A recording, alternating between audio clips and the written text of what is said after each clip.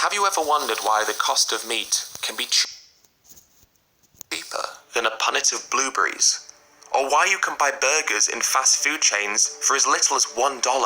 The answer is agricultural subsidies. But what exactly are agricultural subsidies, and how do they work? Government subsidies are financial grants funded by the public's tax money and given by the government to private institutions or public entities in order to drive down production costs and make whatever industry has been subsidized more financially viable. Agriculture subsidies are some of the most well-known and also some of the most important subsidies that exist, especially in terms of scale and societal significance. Agriculture subsidies are useful for protecting the nation's food supply and can help farmers during unforeseen events.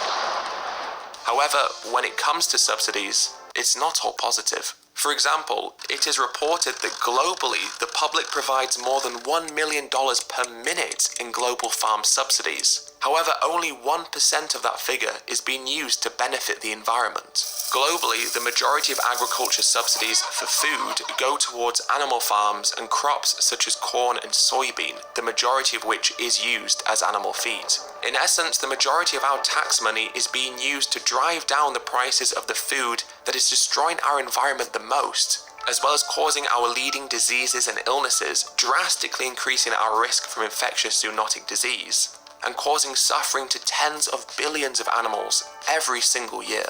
The animal farming industries are given so much taxpayers' money that on average, each head of cattle in Europe gets a subsidy from the taxpayer worth around $2.20 a day, which means that the annual income of an EU dairy cow exceeds that of half the world's human population. In the UK, according to the government department DEFRA, around 90% of the annual profit of farmers who graze livestock comes from agriculture subsidies, with some farmers only making £12,000 a year, even though they are given £44,000 in subsidies.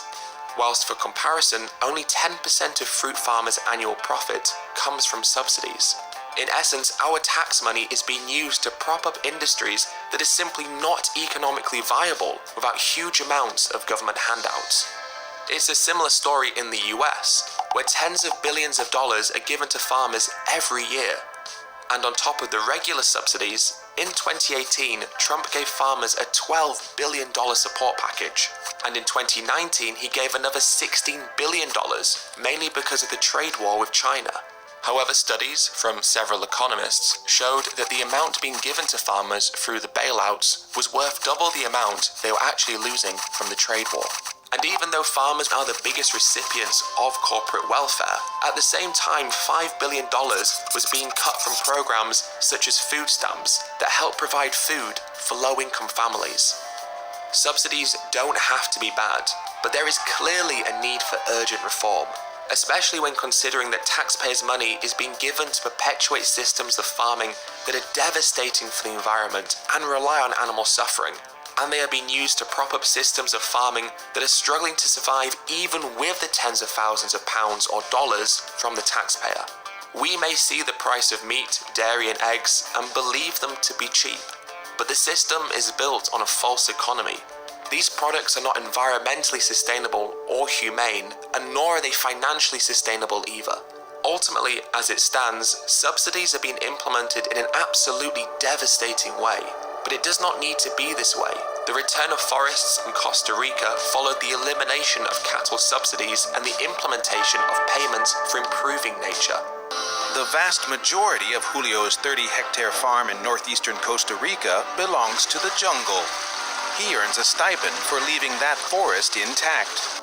And this could be a story that is replicated all over the world. We have the chance to profoundly help the natural world, providing healthier food at a cheaper cost, as well as helping struggling farmers. And it begins with changing the way that we eat. For as long as we keep buying these products, the governments will keep subsidizing the industries that produce them. But by changing how we eat, we are demanding a reform in how our tax money is spent as well.